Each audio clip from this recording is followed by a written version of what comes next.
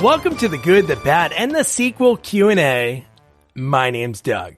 So the next sequel that we're going to be reviewing is Dorm Daze 2.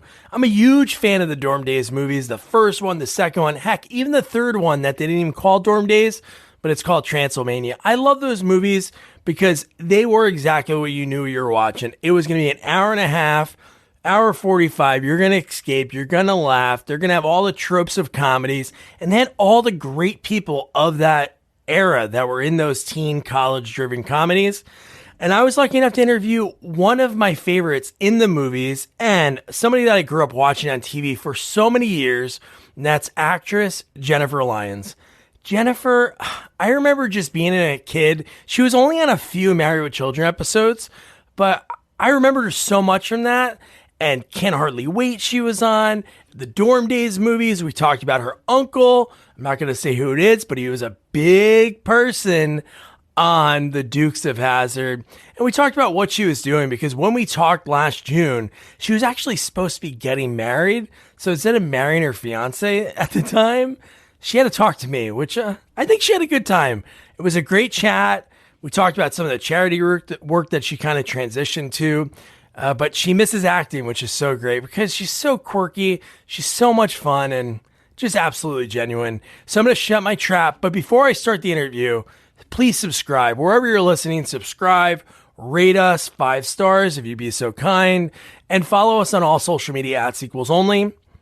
Now, it's time for actress Jennifer Lyons. How you doing?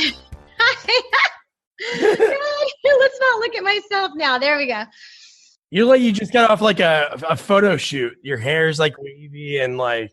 Oh my God! I was playing cornhole, and then I went, "Oh my God! My phone is over there. I didn't realize the time.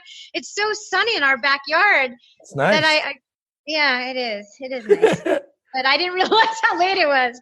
Oh, it's cool. Don't worry about it. But no, I appreciate you taking the time. So what I like doing with these things is like finding out how people got started and then talking about some awesome things that you've done over the years. Okay. First, where did you grow up? I'm from Pasadena, California. Yeah, I'm a LA girl. And yeah, never went really far from here, did I? No. But you're right in the thick of it. So that's good. So when did you think about getting into acting? Like at what age are you like watching TV and you're like, I want to do that? So I was a dancer and I tore my knee. So I'm sort of like, the jock who tears his knee, right? Yeah. So I tore my right knee and I was supposed to be at Cal Arts. I actually had a scholarship to Cal Arts for choreography and I couldn't go. And I was on crutches my first year of college. So I ended up going to PCC, Pasadena City College. And I missed being on stage as a dancer. And so that's what happened. I auditioned for my first play there. It was a musical. And it was a funny thing happened on the way to the forum. And they gave me the lead ingenue. And I was scared to death. I was like, I can't do this. I actually went to the director and I said, I'm sorry, I can't do that. I can dance, but I can't sing and I can't act, talk in front of all these people. And they made me do it. And that's when I discovered that I was kind of funny, I guess, and quirky. and so that's how it began. And then I did a bunch of roles in college. I had taken acting with my uncle who is Roscoe on the Dukes of Hazzard. Yeah, which is so cool when I saw that. That's awesome. So I had studied with him and so I had some experience, but mostly I was a dancer and I was really comfortable on stage as a dancer, but not comfortable speaking. I always had a very high voice. So it was, and I got made fun of for it. So that was like the worst, So what changed from there? So you're doing the roles in college. Like how did somebody say, hey, you should try out for this? Or did somebody approach you? It's actually pretty incredible how it happened. So I did a play with my uncle. That's what happened. He came out from, at the time, Florida and did a show called Hellbent for Good Times. And there was a manager in the audience. And afterwards, he's like, I'd like to manage you. And then one of my first auditions was actually a dance job. And I got that. it's so long and complicated. But I got a dance agent who then sent me to the theatrical agent one day. She said, the theatrical agent wants to talk to you. And it was Dorothy Day-Otis. And she said, hey, can you go in for a TV show? It's like 5 lines, California Dreams. Oh, sweet. And you'd play a ballerina. And I was like, cool, yeah. And I booked it. I booked my first TV audition. Nice. And I got 3 episodes. And I know people, I just was so lucky. And it was amazing. And it was so funny because I'd always tell people, oh, I'm not an actor, I'm a dancer. You know, and I did that for probably 2 or 3 years. And I think one of my second auditions, so then Dorothy Day-Otis represented me, and I was already in my 20s, but I was playing 15. Yeah, well, you look a lot younger because now you still look pretty much the same as you did on all those shows. Thank you. But yeah, our family's a little bit like that. So the coolest thing was I went into Rick Milliken casting. One of my first TV auditions after California Dreams, and it was for X-Files. And I have to say, I think I failed miserably at that audition.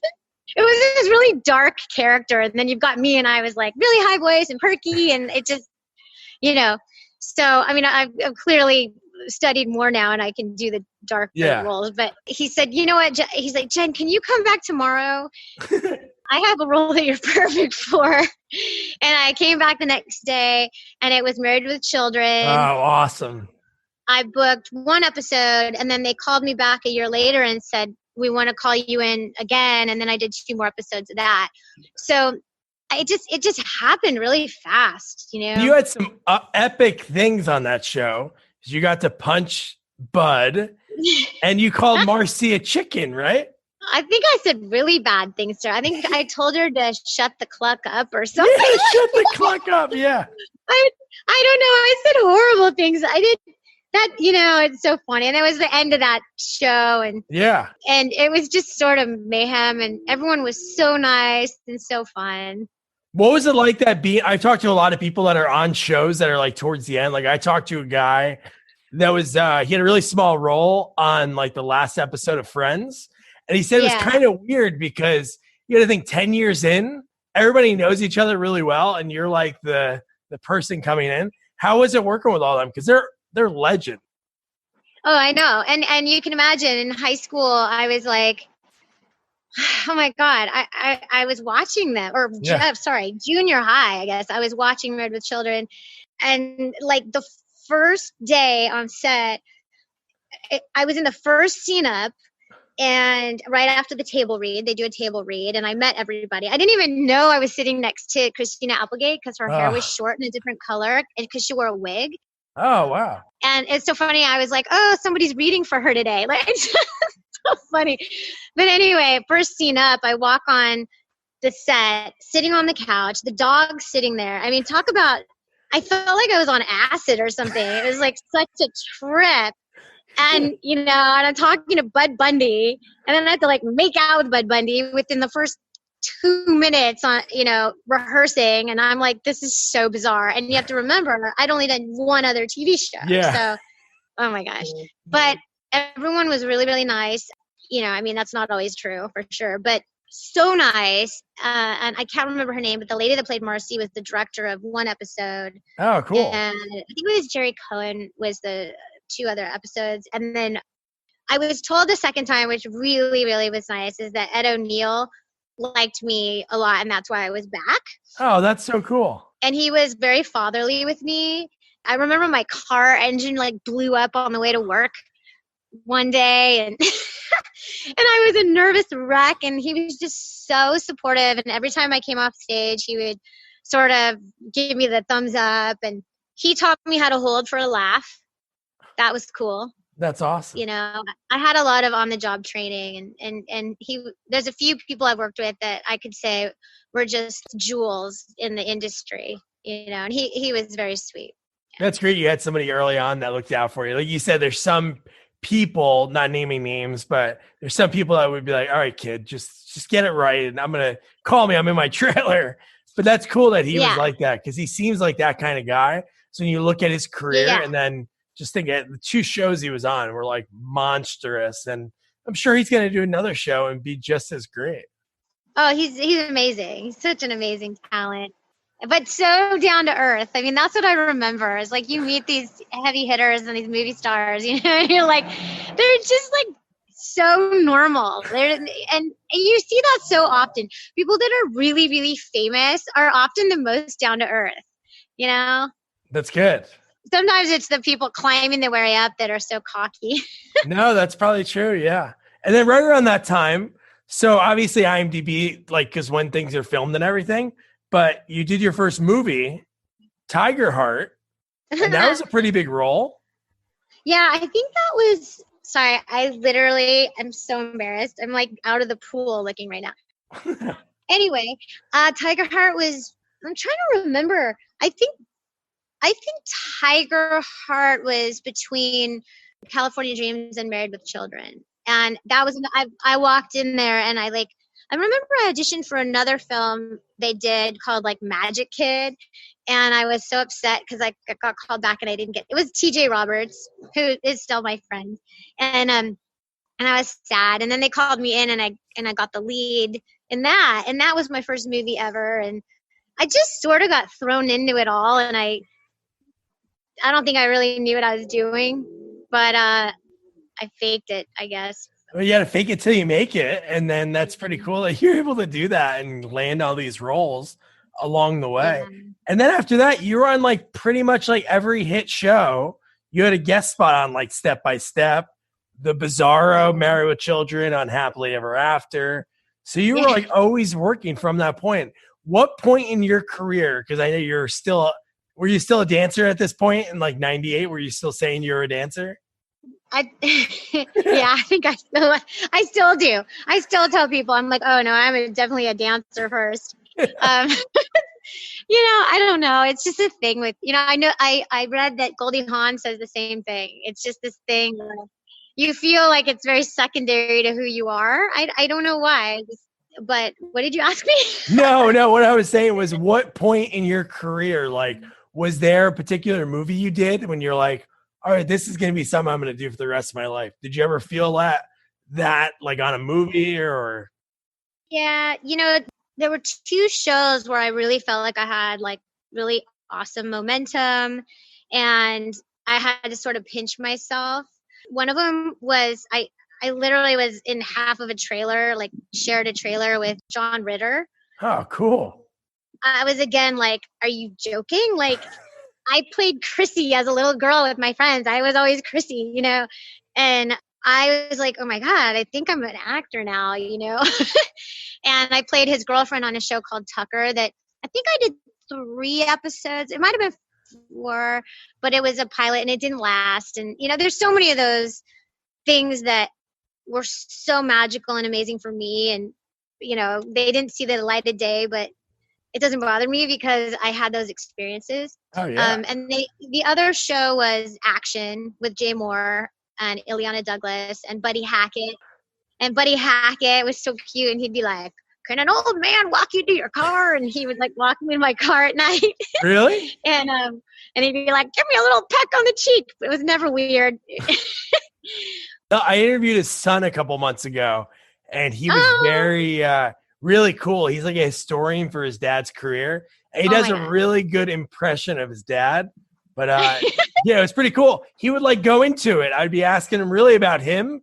He loved talking about his dad, which is really cool. Like if my dad was Buddy Hackett or somebody of that nature, I'm sure I'd be talking about him a lot.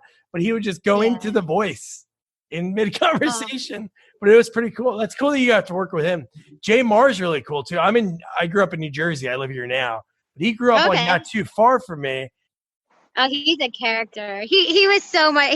He was like the guy that keeps you on your toes. Like you don't know what the heck he's gonna say next, and you have to react. And but Action was like really, really exciting.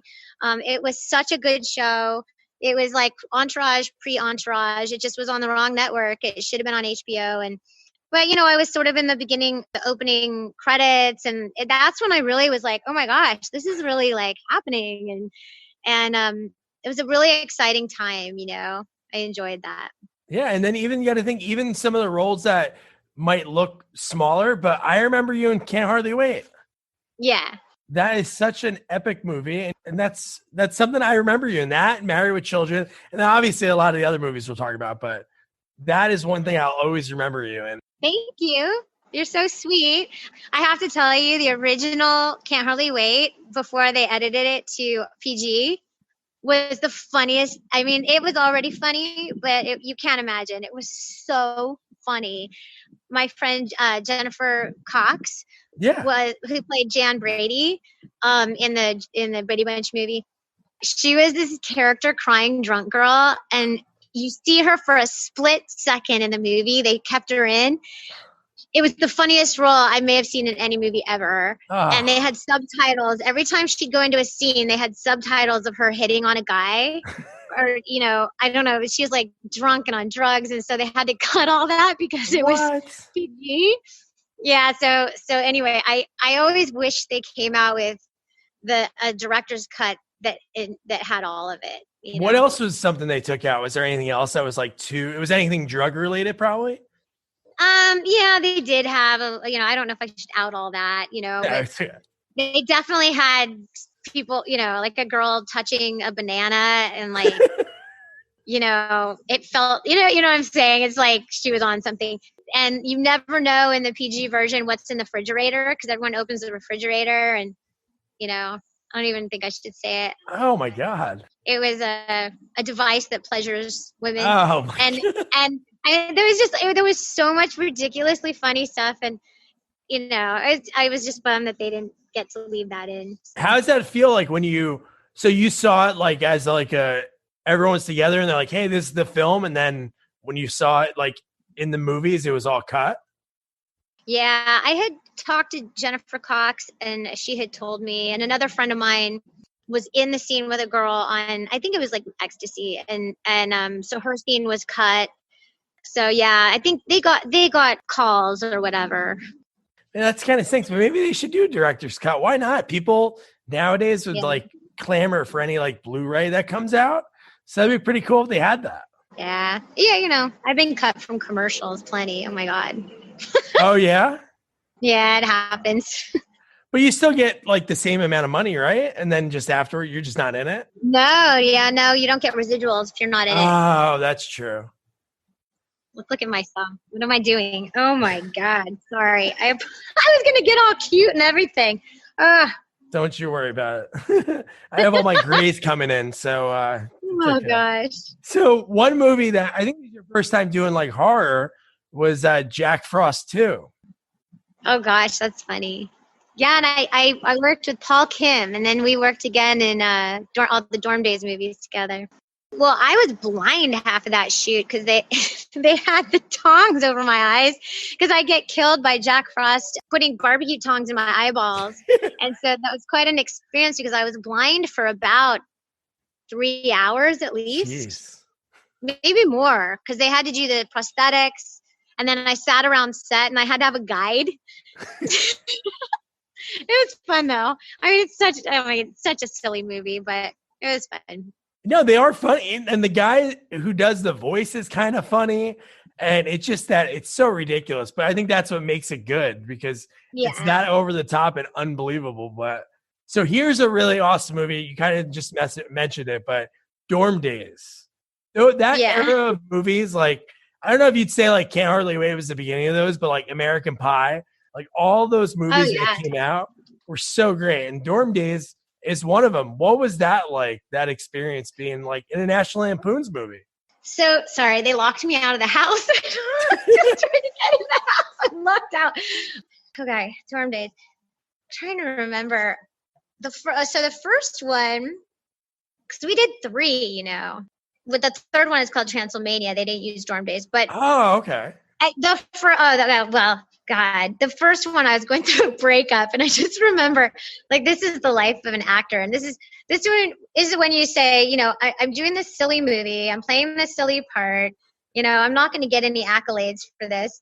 But I was seriously acting my best, because I was going through a breakup, and I was crying all the way to work and crying all the way home.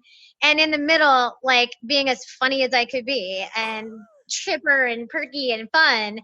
And that's my recollection of that movie. I enjoyed my friendship with Danielle Fishel, and I became pretty close friends on that movie. And some of those we were all older, but we went on to do 2 more of them, and they became like a family to me. I love so many of those guys and girls. Yeah. Saí da escola já com uma formação profissional no currículo? Metodologia por projetos. Preparação pro Enem. Atividades extras gratuitas, como acesso a oficinas, simulados, vagas de estágio, Olimpíadas do Conhecimento e muito mais. Esse é o Ensino Médio Técnico do Senac. Quer saber? Senac. Acesse sp.senac.br/ensino médio e saiba mais. Yeah, I watched the second one last night because we talk like mostly sequels, and you were in obviously Jack Frost 2, and then Dorm Days. So me and my buddy rewatch the movies and like talk about them. And watching it last night, it was so cool. But you know what the funny thing was? Because like I mentioned, like American Pie, like those movies and Dorm Days and like Sex Drive, like all those movies in that genre, like for a good like 10 years. Yeah. But it was funny in this movie seeing like the guy, I can't think of his name off the top of my head, Sherman from Shermanator from the Shermanator, Chris. Yeah. So in this movie, he's like the ladies' man. Oh, I know. I love that. I love that they went against type, and I love that they did that. It was cool. Patrick Reno is really funny too. Yeah, James DeBello in the second one plays like a pirate. He like sneaks onto the ship. But no, there's some cool people in that. And I think the craziest thing about the second one, I think it's cool when they let people play these like silly roles in like these comedies. But was Mr. Sheffield from The Nanny plays like that over the top like history teacher, and he's trying to like sell the diamond or whatever throughout the movie. That was so cool. Well, yeah, you know, and I know some people don't get those movies, but I have to tell you, like, I grew up watching all, you know, Steve Martin movies. I just watched All of Me the other day with Lily Tomlin and Steve Martin, and everything was so over the top, and I just love it. And to this day, I still love Jim Carrey. I love pratfalls and spit takes, and, you know, and it's not for everybody, but I love that you had people like that. I'm sure he was probably a Shakespearean trained actor. I don't know, but comedy's hard, and it's cool when people don't take themselves so seriously, and they just know that they're making something that's a lot of fun, you know. And my grandparents were vaudevillians, so yeah, I read that too. That's pretty cool. I get a lot of my sense of humor from them. That's cool. Did you know them a lot? Were they around for a while when you were growing up? They were around till I was a teenager. They probably would have been super impressed to be able to see like that their granddaughter went on. Did your parents do anything like that, or acting, or? Yeah, my mom's whole family. So my mom's sister and her 2 brothers were child actors. Oh, and then my aunt is a musical theater actress now. She's amazing. My mom was a school teacher and a principal, though, and my dad was my father passed away, but he was a flamenco guitarist. Oh my God! So talent all around. What shows were they child stars on? So I shouldn't say starred. That's probably a big word, but no, my Uncle Johnny was. I'm so bad at this, but like Gunsmoke, and okay. I mean, he's 70. Oh, he was in the Danny Kaye movie, Mary Andrew. He's like 74 or something now. He was the token redhead. Like, you know, he was in tons of TV shows at that time. And then I think my aunt was Leave It to Beaver's girlfriend. Really? That's on the cool. Leave It to Beaver show. Yeah. And then my Uncle Barry, I don't know what exactly he did, but he did a little bit of work. Yeah. Well, that's cool. You have it in your family. You see with athletes, you see with so many people, there's something that you have. And then obviously you have to learn and like step up to the plate, like when that time comes. But it's really cool that you have that background in doing that. Thanks. Yeah. I was just born into a creative family, and I don't know. There's other sides of me that I wish that I could have explored, and I've actually been exploring that in the last couple of years, but it was really, you know, a lot of that stuff was just, it couldn't have been more fun. I felt blessed and spoiled to be able to make a living doing it. No, that's cool. I usually ask this at the end, but this is like the perfect time. So what were the other things that you wanted to do? I always ask people like, hey, if you were an actor, like what was the other thing? Obviously dancing, but what was the other thing that you wanted to explore? Well, probably two things. I have this strange fascination. I was always really good at science in school.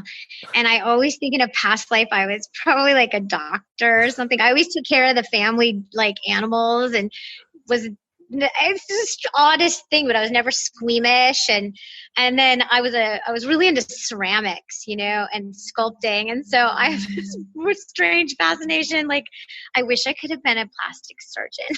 Oh, combine both of them. That's good. So yeah, that's one. But the other one that I'm not exploring at the moment. But I got to a point in my life where I just really wanted to do good in this world, and I just felt like I needed to do more. And so yeah, I actually am a manager at a company called the Charity Angels, and we fundraise for about like 35 companies a year. That's awesome. Some of it is like for children with like holes in their hearts, and heart foundations, and animals, and all sorts of stuff. And that's actually been something really close to my heart, because you do get to a point in your life where you're like, what impact am I really making on this world, you know? And you did something about it. No, that's true. I think a lot of people do that, and they always say like, oh, what should I do? But you did it. So that's pretty cool. So what kind of companies seek you out, or do you reach out to them?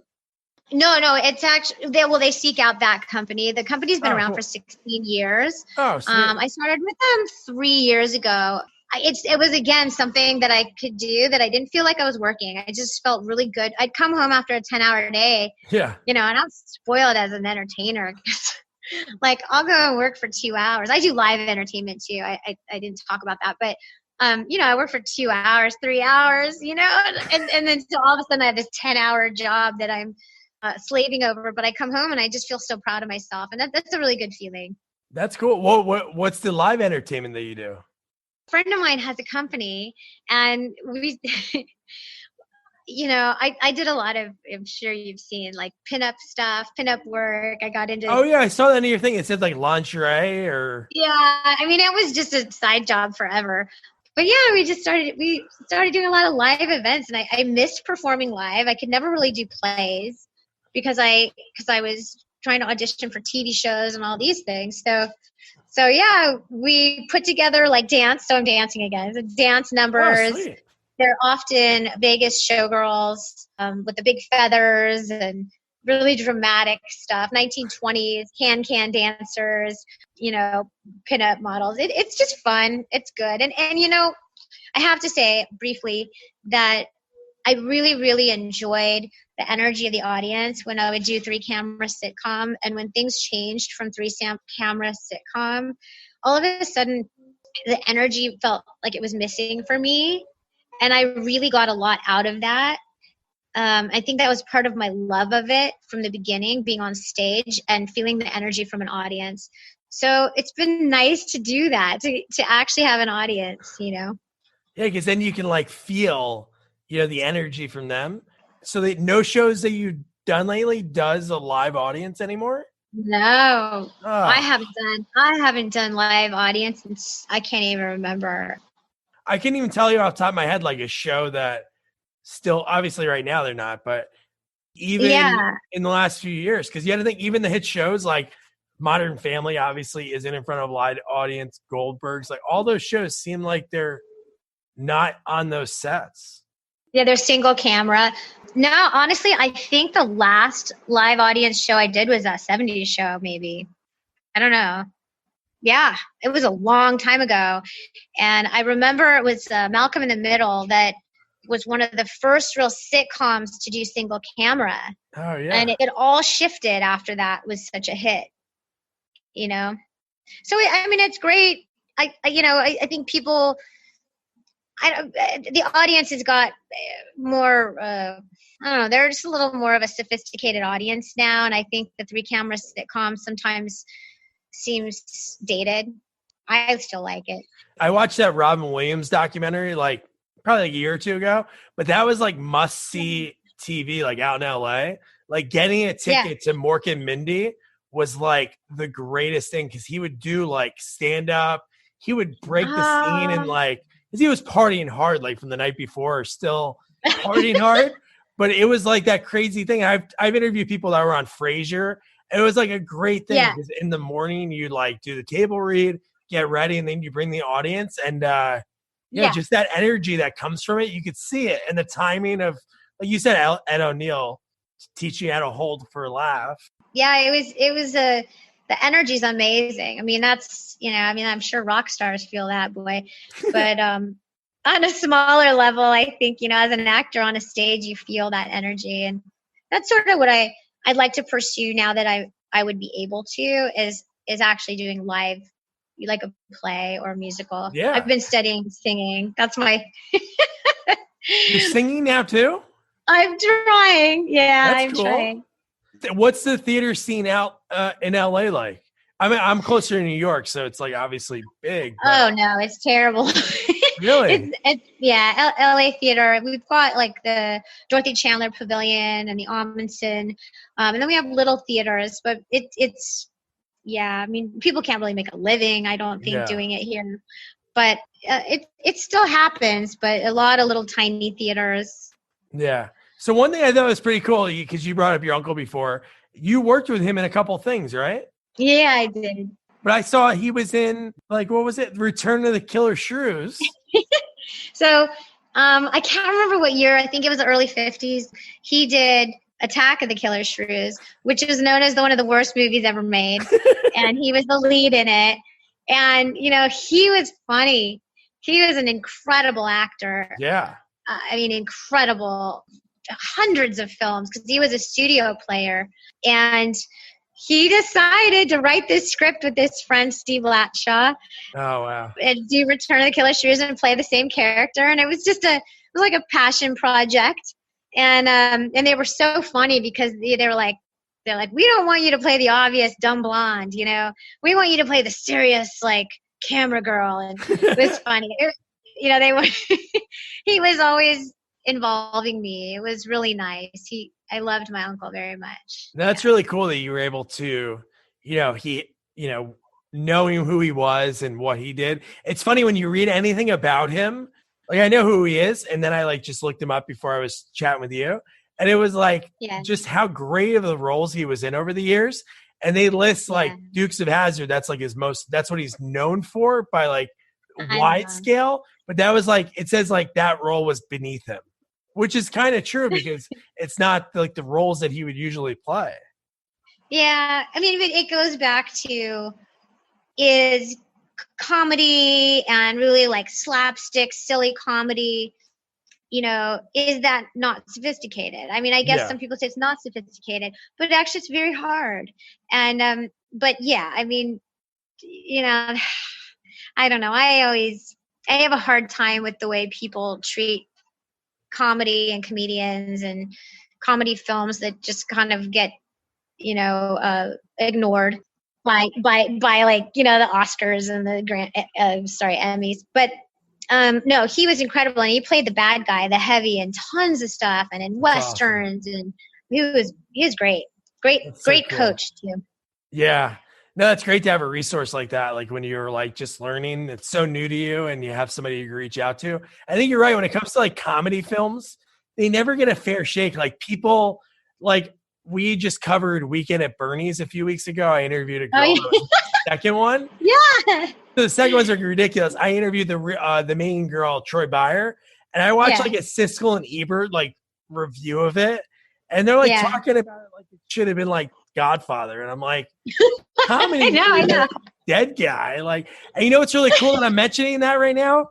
Because there's a scene like that in Dorm Days 2 when he gets knocked out and the two like main guys see Mr. Sheffield knock out and they're like, you thinking what I'm thinking? And they do like a full like Weekend at Bernie's montage. Yeah.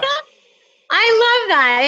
Yeah, they paid homage to that film, and that's sometimes it's so funny because I keep telling my fiance, I keep saying, can we watch some fluff? We've been watching like really heavy shows and, Outlander and Devs and all this. And I'm like, can we just watch some fluff? Sometimes you just want something that's funny and easy to watch. And, we don't need to watch The Godfather every day. Yeah. Just need to relax. But no, like a movie like that, like could that really get made nowadays? Like a Weekend at Bernie's, just the premise. Like I would love to have been in that room when they pitched that. Like this guy, Terry Kaiser, you're going to be this dead guy for most of the movie. And then the second movie, you're going to dance when music plays. So it's pretty ridiculous. I know. We were watching Back to the Future the other night. Oh, nice. And there's a scene in there that they could never put in anything now. And it's amazing how times change so fast. No, I know.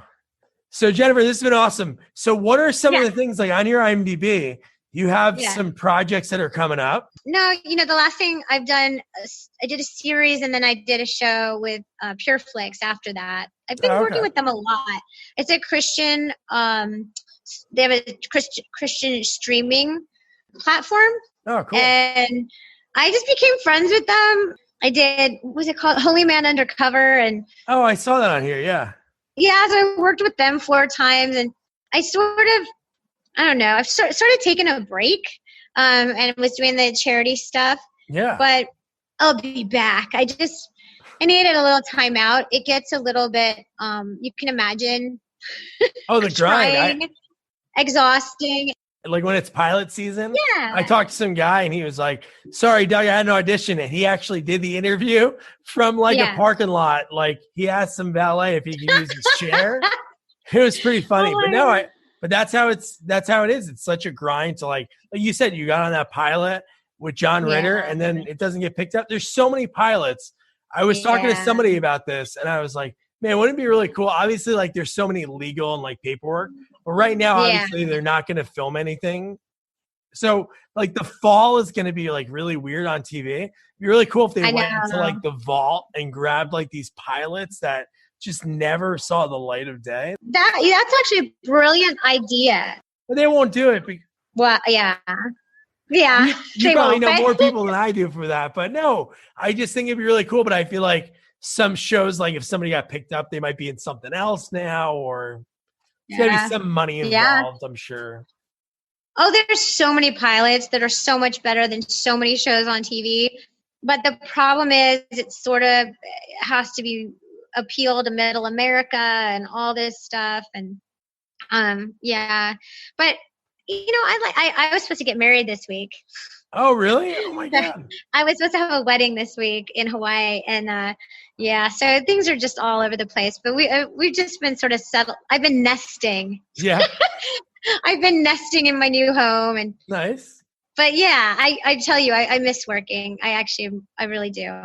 I wouldn't have said that a year ago. Oh, look at that. See? I do. But once this is over, like especially nowadays, it seems like just even in the last 6 months, there's so many new like streaming platforms and networks, and there's like so many ways to get films out there. So So one question I want to ask you before I let you go, again, thank you for taking the time.